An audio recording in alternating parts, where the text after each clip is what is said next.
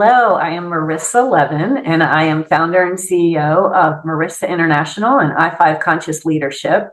These are my fourth and fifth companies. I am a 30-year, five-time entrepreneur and a global spiritual and strategic expert, and I am thrilled to be here on the Online Prosperity Show, sharing my wisdom that I have learned over 30 years on how to integrate strategy and spirituality, how to navigate conflict, how to be fully in line with who we are internally, and how to live your most joyful life. And I know that you are going to get so much from this episode, and I am so looking forward to sharing with you.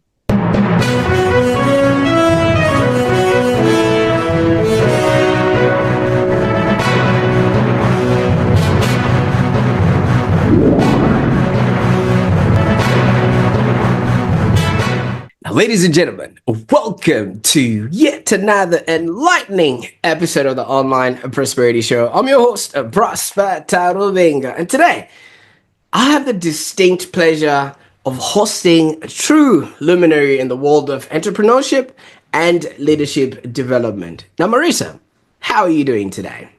I am wonderful.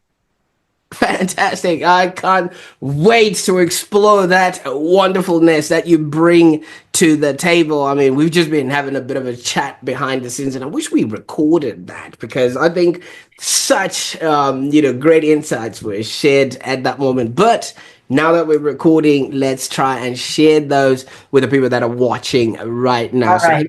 Thank you so much. Now, for those that are watching right now, thank you so much for tuning in to the Online Prosperity Show. The lady we've got today, Marissa Levin, is a five-time entrepreneur with over 30 years of experience. She's also a best-selling author, globally recognized growth and spiritual strategist, and also a devoted mother of two sons. But obviously, those are the accolades that present somebody, when you meet them. Behind the scenes, Marissa actually began her journey in 1995, where she founded Information Experts, which was a strategic communications and education firm with only just a $35,000 contract. She's going to be telling us all about that. And then she grew the organization to approximately 13 million in revenue. And I know for those that are superstitious, the number 13 might be, rubbing you the wrong way there, but hear us out. She had 75 employees before she actually exited that business in 2012. So if you are aware of all the things that would have happened in between that time, the Y2K, the crashes in 2013, and all of those times, she actually withstood those. So if anything, you just might want to stick around and learn a thing or two about how she managed to do that. And also her entrepreneurial spirit did not just stop there. She went on to establish successful Culture International and more recently I5, a conscious leadership firm that is dedicated to elevating leadership consciousness globally. But also, there's an interesting tidbit. You might be intimidated by, her CV or her accolades and things of that nature. I mean, besides this being a strategic mind, Marissa actually admits she cannot assemble anything to save her life. So if anything comes in the form of Lego bricks or an IKEA table, she'll be sitting there just wondering, wait a minute, how does that actually work? But this blend of exceptional professional acumen and also being a relatable person makes her a truly engaging guest. She's also going to be letting you know all about the work that she's doing right now in the hospice and really working with people from the start to the end of their existence. And I can't wait to jump into any of all of those things right there. So sit back as we're going to jump into this journey where we explore the challenges she faced,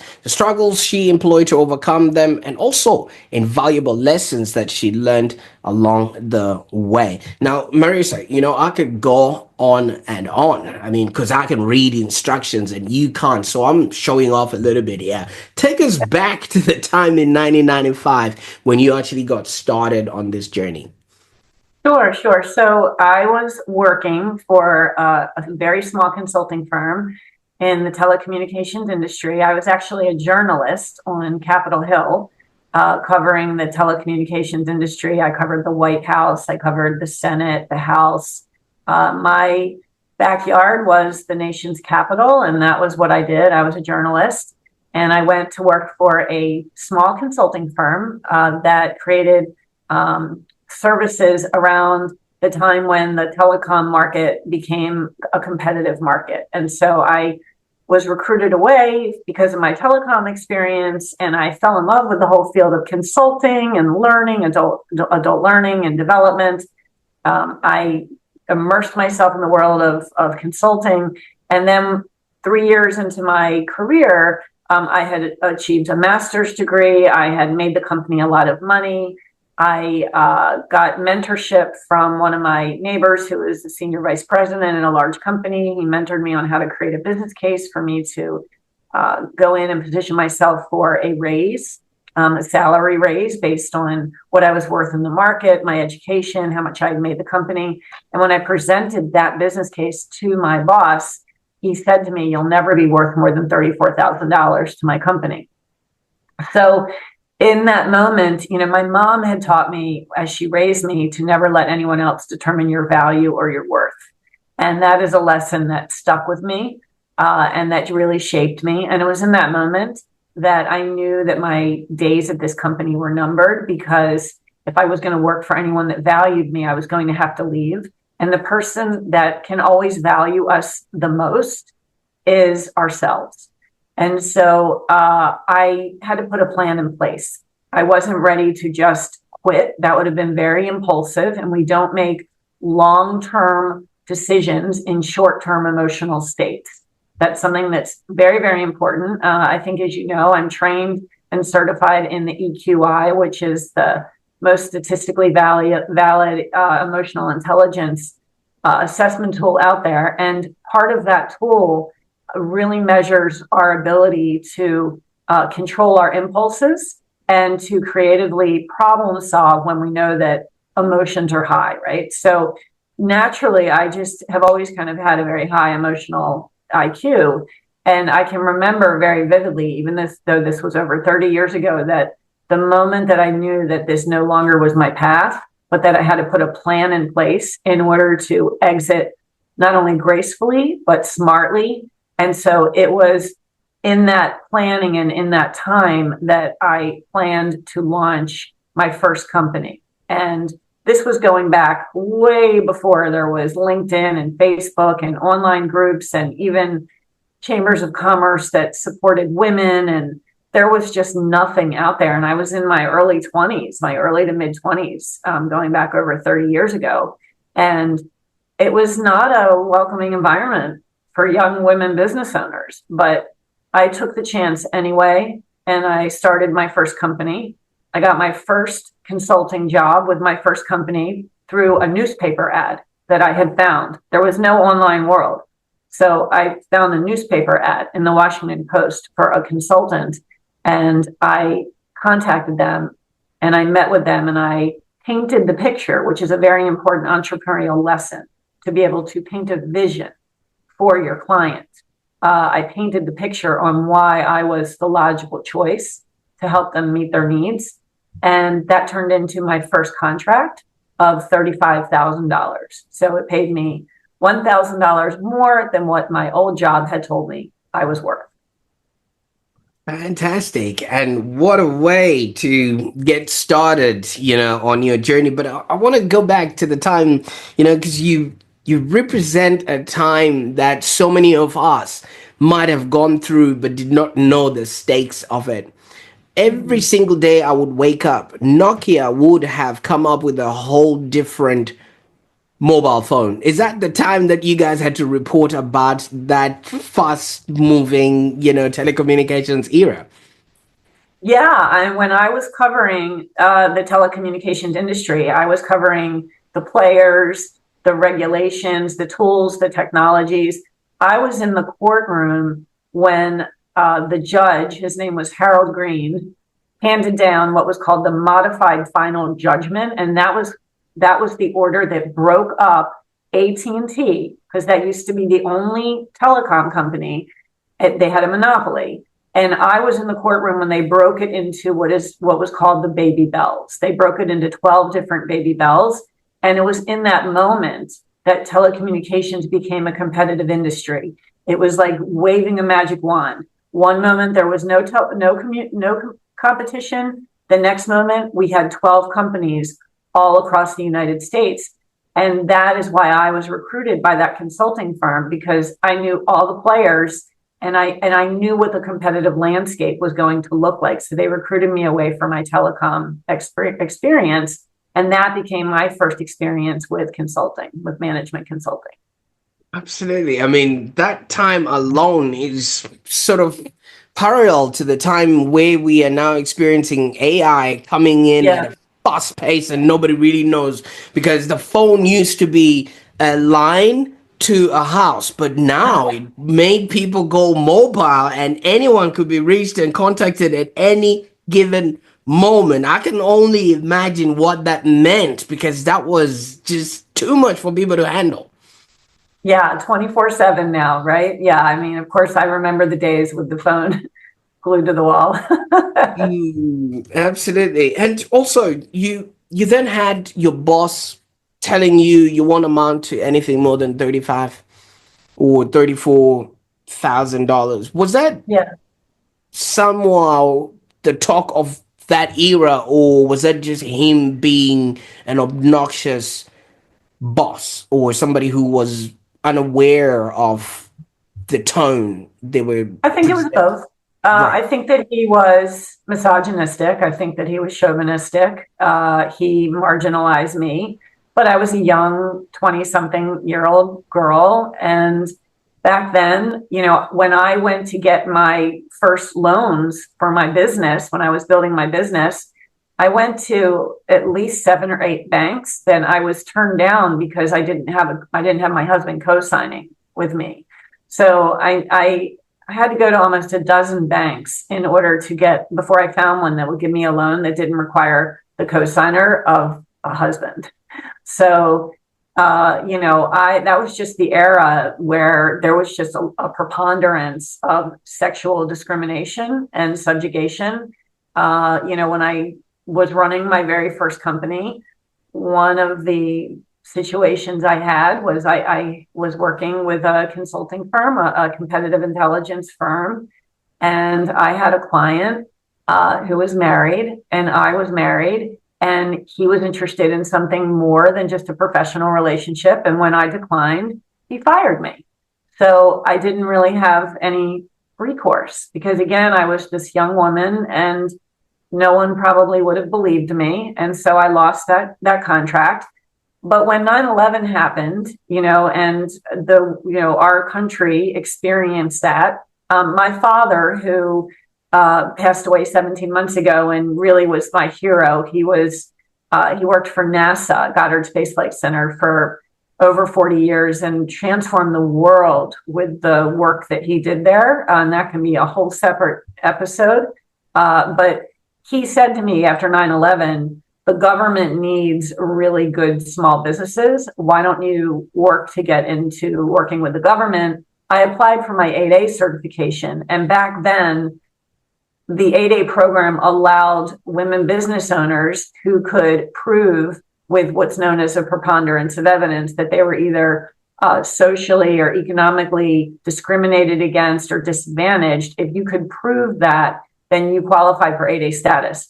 And so because I had all of the bank letters where I was denied loans because I was a woman, because I had all of the email threads where I was fired because I would not have a romantic affair with my client, I presented all of that as evidence. And they accepted it as part of my application for my 8A certification as showing that I was sexually and socially discriminated against and disadvantaged. And I was able to get my 8A. So I turned my lemons into lemonade, and I was able to, capitalize on that. Now, Marissa, getting turned down by the banks, being told you never amount to anything, having people fire you just because of the way you are. Somebody would have just curled into fetal position, went on and minded their own business. There must have been something that was driving you in order for you to then obviously use those rocks that were thrown at you to now build the fortress you're now standing on, because so many people would have given up. That's such an interesting question. And I honestly, I mean, I'm such an introspective person who has a lot of self awareness. And I don't think I've done a lot of introspection around that. And now that you've presented it, I am someone who takes great pleasure in being underestimated. I'm not someone who's loud, right? I'm not out there like, I'm not a loud, boisterous person. And I often do get underestimated. And so I think that probably there was something in my spirit there that I was not going to allow someone else's opinion or a process or a procedure or someone else's belief of what my worth is. I lived by those words that my mom taught me, that you don't allow anyone else to determine your value or your worth. Now, that being said, that has been one of my lifelong soul lessons to make sure that I'm really standing in my worth. And I struggle with that. I still struggle with that even at this point, with the successes I have had and the experience I've had. I still struggle with that. And that just is part of my life's journey. But yeah, I think that there's just something within me that finds joy in being underestimated and then proving people wrong. Fantastic. Well, good on you. I mean, obviously, some people might not be able to have that distinction between what the outside world, society, and everybody else is saying, and really following your own North Star. But obviously, Marissa, somebody might be watching this and saying, okay, so I'm not Marissa, I don't have that in me. There might also be factors that also were there propping you up, because you keep referring to mom, and sorry to hear about dad, and also you alluded to a neighbor that was there as a mentor, and Yeah. things of that nature. I can only imagine if mom is saying your value and everything else and giving you those words, and dad obviously is working at NASA. Was there a lot of expectation on you also as a kid to really step up to the podium, because so much, of the confidence that somebody has is having giants to stand on? I don't really think that there was a lot of expectation. I'm the youngest of five. My brothers are 6 and 8 years older than I am, and they're very accomplished. But I don't think that there was an expectation for me. I've always been very much of a free spirit, very much of a creative, very expressive, communicative, connected to other people. I don't recall in my childhood being highly, highly pressured to excel, compete, achieve. It just wasn't something that was in the culture of my family. I just was a very happy kid. So I'm not really sure. I always say that I kind of was an accidental entrepreneur. My undergraduate degree was in English with a concentration in Shakespeare. So again, like that creative, track. And I kind of fell into entrepreneurship because I was told I wouldn't be worth much. And so I gave it a shot, for myself. And then I really fell in love with the possibility of creating this amazing organization and container for other people. And I was talking about corporate culture long before it was like a cool thing to talk about. I mean, the first thing that I did when I started my first company over 30 years ago was to create values, mission, and vision. And I don't even know where I learned that. I just knew that I had to create principles that guided my company. That was my North Star. And even today, over 30 years later, in my business, Marissa International, I'm bringing my joyful leadership model to the world. And it's the 6 components of joyful leadership. And the first one is principles. And those are your mission, vision, and values. So the way that I ran my company kind of almost unconsciously 30 years ago, the way I built it, I've all brought that into conscious awareness now, and I'm bringing that to the world through my work today. So I wasn't raised to like excel and achieve and succeed and win. And I mean, I don't really have a competitive streak. I'm not the one that you want on a team if you want to win, because I don't have a competitive streak, but I really enjoy the process. Absolutely. Well, Marissa, to be or not to be, that is the question. I mean, if you really notice what literature does, literature allows us to experience other people's trials and tribulations, and also it allows us to explore how they would have dealt in certain scenarios. I did a bit of literature myself, and I noticed that so much of what we learn is trying to find out what the character was thinking in that particular time and why they acted in the way that they acted, so much that we embody those traits, the good, the bad, and the ones that we actually want, without actually noticing that. So that could be something, because if somebody went on and learned physics, I don't know what physics does, but if it's mathematics, 1 + 1 is 1. There's no thinking of what if he went the wrong way, what would have happened on that day? Would he Yeah. have married the boy, or would she have married the boy, or things of that nature? So that could have been an underlining, because with literature you're exploring worlds, and now you've got an opportunity to leave it in real life. I don't know, what do you think Yeah. about that sort of assessment? Well, so I love what you're saying, because, and we had a talk, before we started the show about the spiritual path, right? Like how I'm very much the intersection of strategy and spirit. Okay. So I view the world, and this, is a lot of my teachings from one of my most important teachers, which is Ram Dass. He's a Buddhist, and I really embody a lot of what he teaches. And a lot of what he teaches is that this whole life that we're living right now is just a curriculum, right? It's just the curriculum for the soul.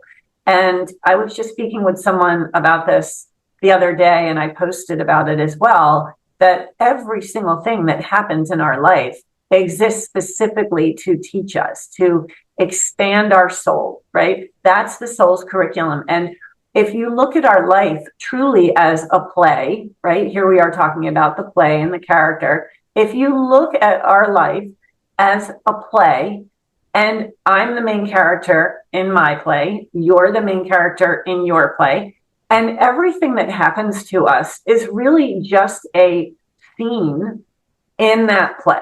All right. And we all have challenges going on. I'm in the middle of, some things that I'm trying to move some really big things forward. And I'm watching very much as a witness in my own life of how I'm responding to the stress, responding to the uncertainty, constantly always being the witness and the participant in my life.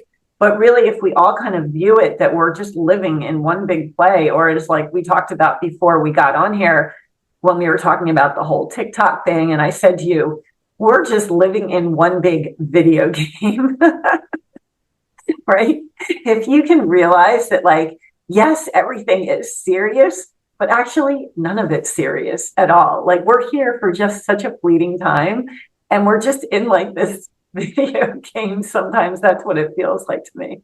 Absolutely. Well, I don't know about you, but yeah, I'm the character that just twerks and learns every new dance that comes along. There you go.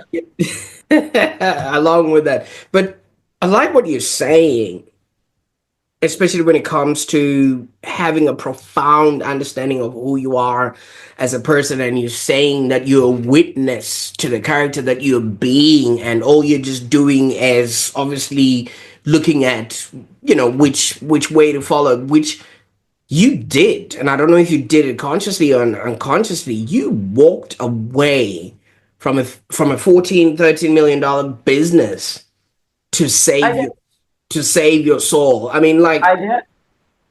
that is profound. Can you maybe share with us what you witnessed there. I mean, was 13 a number that you didn't like, or what was going No, on?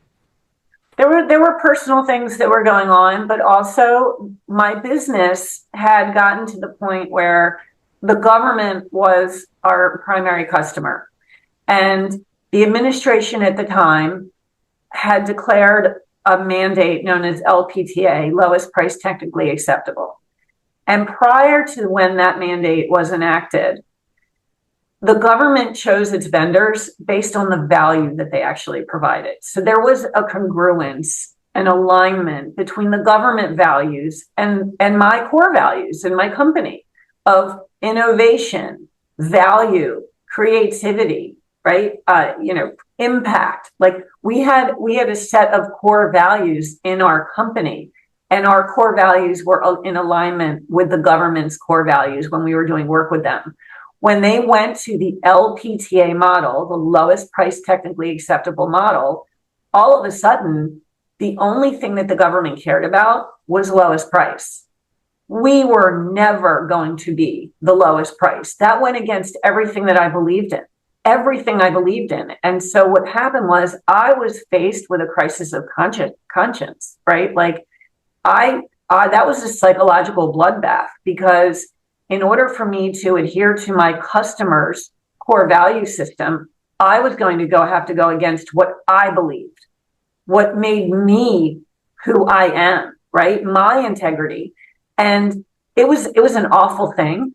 There's something in business called the Peter Principle. I don't know if you're familiar with it, but the Peter Principle is a principle that means when someone in an organization rises to their highest level of incompetence. Okay, so you've got someone who's in your company, they're doing great. What do you do to reward them? You move them up, right? You put them in a higher position, you give them a different title, you keep promoting them, you keep promoting them, you keep promoting them. Eventually, while your intentions were good, you get to the point, though, where they're not even qualified or in alignment with the job that you've finally promoted them to. Okay, so you have now promoted them to the highest level of incompetence. What many organizations don't realize, and what many leaders don't realize, is that the Peter Principle can apply to the C-suite as well. Okay, so I was absolutely the right person to run my company for the first, say, I don't know, 10 years. I'd have to do the math. I can't even remember the numbers. But I was the right person until I wasn't. And I became the wrong person when our customer had different values and we had to take the company in a different direction. I had personal conflicts that were going on that did not serve me personally. And I did get to that point where I had to choose between saving my soul and saving my business. And you can always build another business. The problem is when CEOs and business owners attach their entire identity, their entire existence to their business. Then you have no negotiation power for saving your soul. Okay. And so I've now been through this 3 or 4 times. I had to evolve out of information experts, and I had to fully examine, who am I without this company? I launched a second business after I took some time off. And again, when my partner and I sold that 2 years ago, Successful Culture International, we spent 11 years growing it, had a great run, decided to sell it, went through the process, sold it to someone that I knew that was culturally aligned and soulfully aligned. But again, I had to figure out, who am I without this identity? When leaders fully immerse their identity in their company, they're asking for trouble. And I now have been through that multiple times. So I'm aware of what my essence is and who I am in my soul, what my spirit is, regardless of the title on my card or the name of my business entity. None of that reflects who I am. It's just one of my identities. Fantastic. You see, where you've taken us, Marissa, is a whole nother world. I mean, while you were talking, I was looking for parallels, and Steve Jobs came to mind, where he built Apple to a certain level. It might not be the same, but that's what came to me Yeah. immediately. Then, obviously, at some point, he couldn't be the leader of Apple at that time, and he went off and did something else. And I think he created a movie business, which also went on to be something amazing. And Yeah, then he then came back because he was that's not right. the person for the Apple at that particular time. And that alone, because so many people hold on to businesses that no longer serve them, that no longer serve the customer, and that no longer need to exist. I mean, like right now, if you still are saying, oh, yeah, giving the example of where you've been, let's say Nokia or Ericsson, you know what I mean? They're still wanting to sell a flip phone. Nobody wants that anymore, you know Yeah. what I mean? And it no longer serves the time that we're at. So many people are holding on to things or experiences and values that no longer work in the world that we live in today. And I think you help people sort of do that sort of transition. I don't know. Was that now the birth of I5 conscious leadership? Maybe you can tell us how that sort of blends into who you've become today. Well, I want to touch on what you just said, holding on to things that no longer serve us. The reason that we do that is uh, because we have tied our identity into something, right? Even Mm, when it's long past its prime. And the flip side of of change is grief. Okay. And we talked very quickly before we started this about that because I shared with you that I also do work. I'm a hospice volunteer. Okay. And I've had 5 experiences with hospice. All right. So if I look at my lifetime legacy mission is to empower 1 billion people to live their most joyful lives. I am completely committed. I'm one of the most joyful people you ever meet. Like I always say, like I'm a flight risk at concerts because I'm going to leave with the band. Like I am in joy every time I am in live music. If I'm at the beach, if I'm with my friends, my family, like I live in profound joy and profound gratitude. And I will tell you that one of the reasons that I'm able to do that and that I do that is because I have had so much experience with all kinds of grief where I've had to grieve and mourn dreams, where I've had to grieve and mourn letting go of my identities, of my companies. I've lost both my parents. I've lost my stepmom. I've had 5 experiences, personal experiences with hospice. Like I am so comfortable with grief, and it's what allows me to live such a joyful life. So, for your listeners that are in situations and your viewers that are in situations that that have zapped their joy, right? Where they don't have joy, they have pain, they have anxiety, they have fear, they have anger, they have resentment, they have regret. We're not meant to live at that frequency. We're not meant to live in those emotions. Those are wisdom.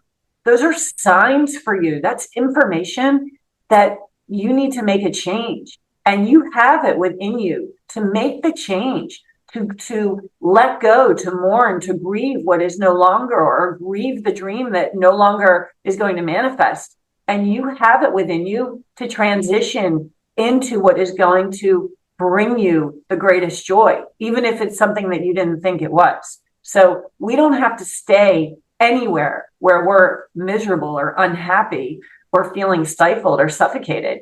We have the power and the opportunity to create and to move in every moment. And I'm speaking as someone who has started 5 businesses. I know what I'm talking about. what you're saying is you're not a tree. Not a tree. I've, No, you can I've said, move. Jim I, Rohn talked about that. He has if you don't like where you are, move. You are not a tree. That is a Jim Rohn quote. I like that. Now, Yeah. I love how you're intersecting all this strategy and spirituality because so many people have a hard line, when it comes to things like that, and it becomes woo to speak about so much that people wouldn't want to be caught red-handed having anything to do with either. if they're in both camps. Maybe you can tell us how you actually can dance, with this, intersection and strategy, because people on the other side are like, oh my God, don't even be seen to talk about X, and people on the other side are like, Sure. do you know what I mean? But you seem to really interweave this as if you are, like you say, the flight risk at a concert. And yeah, let's get that essence before you run away with the band. There you go. But here's the misconception, the fallacy that they're separate. All right. So it's all one. It's just all one. We're one being, and we are a spiritual being having a human experience. Like that is just what we all are. Whether you believe it or not, it is what we are. We are spirit first in this human form. And as within, so without. All right. So if we are connected to our essence, if we're connected to our heart, if we're connected to our spirit, those are our greatest compasses. They're our greatest GPSs. Our heart, our spirit, our intuition, those are the greatest GPSs that we have regarding where we should take our life. I've actually named my spirit. Her name is Joy. And when she's not happy, I'm not happy. Like it's just, I'll sit with something, and if something's not feeling good, I know how to dial into that, and I know that there needs to be a change. And you asked about conscious leadership. I do have a company called I5 Conscious Leadership. We've got curriculums for emerging leaders and advanced leaders to elevate, raise the level of consciousness and awareness in an organization through the leadership, because an organization can only be as conscious as its leadership. Okay. If the leadership is not aware and present and connected to themselves and connected to their people, they're not going to be a conscious organization. It starts with the leadership. But in order for me to have a company like this, I have to be doing my own work, right? We have to all walk the walk and talk the talk. And I am deep in my own conscious leadership and conscious development in multiple communities. And one of those communities that I'm in, we do work. It's for women. It's called Modern Revival. And we do work around what's known as the drama triangle. Okay. The drama triangle. And I bring all of this into my coaching, my consulting. You are asking, how do the two intersect? All right. So strategy and spirit, strategy and consciousness. My work around the drama triangle is where we are either in the victim mode, the villain mode, or the hero mode. Okay. And this is what we do when we operate in an unconscious level. Something will happen. It can be really simple. It can be that someone cuts us off in traffic. Okay. If we are not conscious, many of us will go either into the victim mode, like, I can't believe that they did that. No matter where I go, I always get cut off, and traffic always sucks for me. And we can immediately go into that victim mindset. Okay. Or we'll go into the villain, right? Like, I'm going to show him, and who does he think he's cutting me off? I'm not going to put up with it. I'm going to weave around and get in front of him, right? Or we can go into the hero mindset, and we're like, oh, I'm just such a good person, and I'm just going to let him in, and we can hero the situation. All right. We will go into the victim, the villain, or the hero very much throughout our day, consciously and unconsciously, or actually unconsciously. But when we do the inner work to realize that we don't have to be in victim state, we can be in creator state. We don't have to hero anybody. We can just hero ourselves. We don't have to be a villain. We can just allow things to play out naturally.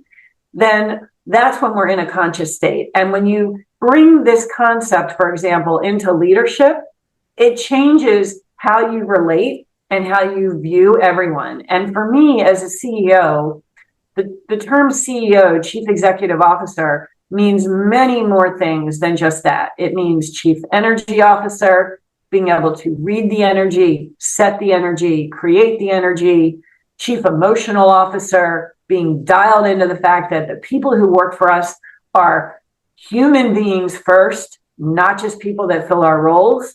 And then chief empathy officer. What can we do to create a culture of compassion and empathy and safety for our people? So that CEO role is multifaceted.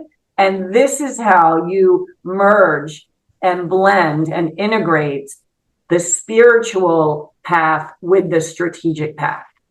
Okay. By realizing that what happens within is what happens beyond us. Right. So I know that was a lot. That was just basically a download, but yeah.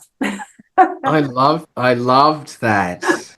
I loved that so much. And I love the chief energy officer, chief empathy officer, chief engagement officer, chief economic officer, chief Promotion officer. encouragement officer, all of those words that so many people just don't grasp when they are on the path to leadership. But let's just look at empathy before we sort of conclude, because this is a very big one. So many people these days are working with remote, Yeah. employees. So people that are in diverse industries. And this one realization, I've got a remote team myself, and I always say this to them. I usually want them to tell me who else is around them when I'm having a conversation with them. The reason why I'm saying that, their kids might be doing their homework in there, and we start talking things that might put them in a position where they are uncomfortable to express exactly what needs to happen, because they don't want their kid to think mom or dad is a loser. So I don't know how that sort of integrates with the stuff that you're doing, and also leadership styles. And why do you believe this is essential for actually building the organizations that we have today? Sure. Now, and empathy is key. And in fact, with my I5 Conscious Leadership Company, we have curriculum around how to consciously lead remote teams. We have a whole program around that. And there definitely is an art and a science to leading remote teams or to leading hybrid teams with empathy and compassion, and still recognizing that as leaders, you have accountability, right? So there are many things that you can do, like you said, being mindful to what their environment is. Making sure that you're asking for permission to proceed, meaning that if you have to have, significant conversations, either lengthy conversations or sensitive or confidential conversations, you set them up ahead of time. One of the biggest ways that employees and leaders can improve communication is to get out of the habit of going, hey, do you have a minute? Okay. Like so many times we try and jam important conversations into little pockets of time. And they not only are worthy of more time, but they need more time in order to be able to really be, resolved. Okay. But being aware of the surroundings, being mindful of the fact that people who are working home are juggling a lot of things. But at the same time now, we're not new, right? Like we've been at this now for 5 years that we kind of have a remote culture. And so the people who are working at home, organizations have a right to expect that they're going to be available and present and professional during the workday. Okay. We're not at the beginning of the pandemic where people were just kind of figuring this stuff out as they go along. It is totally acceptable and expected for organizations to have remote work policies. Okay. The way people are going to show up. I mean, I'm not in a sweatshirt. I knew we were recording a professional presentation. I mean, it's 7:30 at night here for me, but we're recording for a professional audience, and so I'm prepared. So it is totally within the right of the leaders to expect and hold employees accountable if they are working remotely. At this point, 5 years into remote work, they should have it figured out. Absolutely. And thank you so much for giving us that permission, because so many other people will be like, nah, you know, People are not kids. They can handle themselves. Now, That's for that sort of balance, I know it takes a lot of experience and a redemptive amount of self-awareness and things of that nature, but you do have ways that you can sort of help people. What would be the best way that if somebody has watched this and is enamored by, your grace, the stories, your resilience, and everything else that comes along with it, that they can maybe start their journey to maybe learn from you, work with you, or consult with you?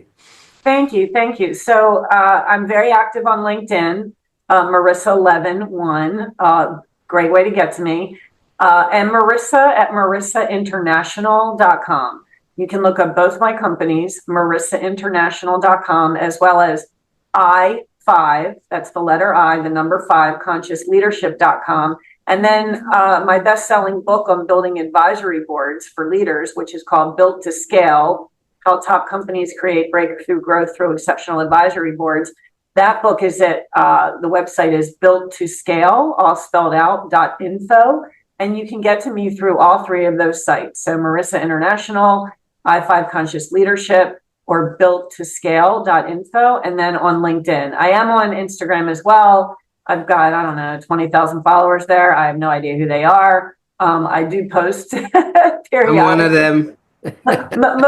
Mostly for help. I mean, I actually use most of my LinkedIn, my Instagram stuff, just like posting my health habits, right? My spiritual habits, my health habits, my gym habits, my food habits. But you can get to me on Instagram, LinkedIn, and through my websites. Absolutely. I'll definitely take people, to come and see what it is that you're doing by putting the links, in the show notes there so that Thank people you. can get a hold of you. And also, if people want to be a part of what you're doing, I think you did mention you have a mission to empower 1 billion people leave their most intentional Joyful lives. joyful Yeah. lives yet. Yes. First of all, how do you envision achieving this monumental goal, and what sort of steps are you currently taking towards that? So a few things. So people can enroll in my newsletter, The Joyful Journey, which is on my website, marissainternational.com, and then follow my Joyful Leadership in Life newsletter on LinkedIn. And with a partner, I'll be launching in February the Joyful Leadership podcast. So I forgot to mention that as well. And I'm in the middle of a book on leadership and joy that will come out at the end of this year. So my mission, right, my lifetime legacy mission to empower 1 billion people, I'll never know if I've made that, okay? But like through podcasts, through all of the speaking I do, all the consulting, it's a ripple effect, right? It's like the butterfly effect. It's a ripple effect. I'm doing what I can to elevate joy in the world, to elevate consciousness of the world. I wake up every day. I'm reminding myself of what my mission is, even on the days when it's hard. And some days it's hard. And I just remind myself of why I'm here in this very, very brief window.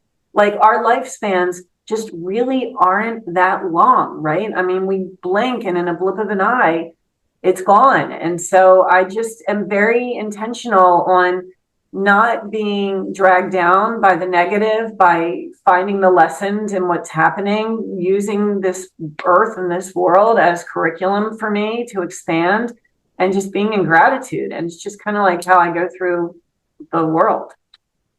Absolutely. Now, Marissa, I can't thank you enough for the time that we spent on the call today. I mean, there's so many topics that you have mentioned. There could be another podcast. There could be another podcast. And I don't think we can leave our audience hanging. You also did commit the ultimate sin on the Online Prosperity Show. Do you know what you I just did? left them hanging for more. They want more. Well, that is, like you said, a podcast for another day, but you do not pledge that you're writing a book and not say you're going to come and launch it on the Online Oh, Prosperity sure. Show. Yeah. So I'm back. Yeah, I will accept that invitation. fantastic. Now you're free to go. I mean, thank you so much. This has been remarkable. I think, Marissa, your life story and your experience have so much value for somebody who literally was listening and taking notes along the way. I mean, obviously, for people, some people just click an episode like this and then just watch, but I really recommend people to go back and watch some of the tidbits. We're gonna put, some stuff in the show notes that you can just go to certain segments that are really, really profound that you can actually reflect on and see how that resonates to the life you're living or the life you should be living, because so many people, like we said, are fully qualified for a world that no longer exists, not in the outside world but also internally. So Marissa, I really, really am grateful that you shone that light to some of us that were hiding, in the dark and not fully emerging into the character that we are in the drama of this life that we are in. So thank you so much. No, I appreciate you saying that. And I just want to leave everybody with this one thought. I'm going to be 58 this year. I'm rounding that number. And I really feel like I'm just getting started. I mean, I fully feel like I'm at base camp, like I'm a beginner's mind.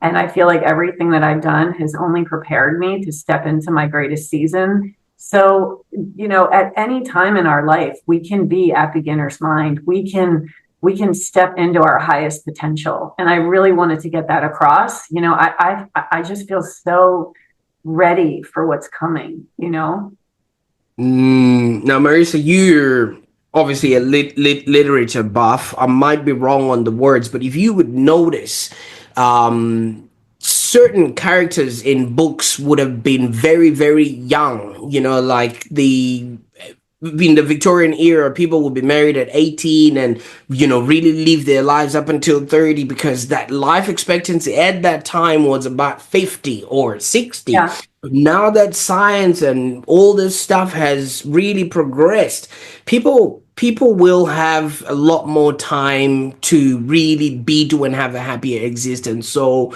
I can't wait to see what the next phase of your life is gonna look like, and definitely, like you said, you're gonna be coming to document all of that on the Online Prosperity Show.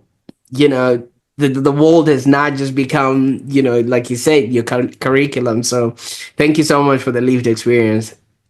Thank you. Thank you. I'm grateful.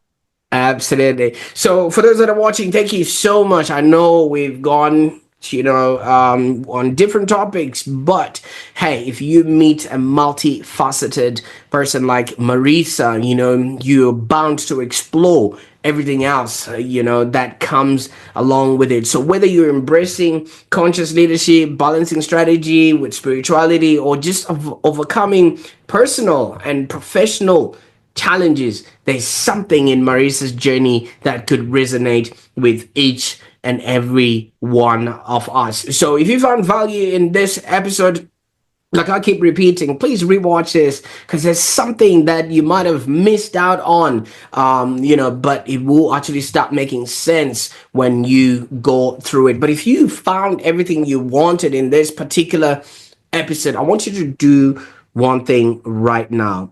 Please share this with somebody who could benefit from this insight. And if somebody has shared this video with you, first of all, thank them, because not so many people have access to information and content and context like this, because so many people are just going through life, without actually taking a brief stop and looking at what it is that is happening to them. So if somebody has shared this with you, why don't you also return the favor, share this with yet another person that could benefit from that. And I just want you to remember that the journey to prosperity is just a continuous adventure, and we're all here to navigate it together. Until next time, bye for now.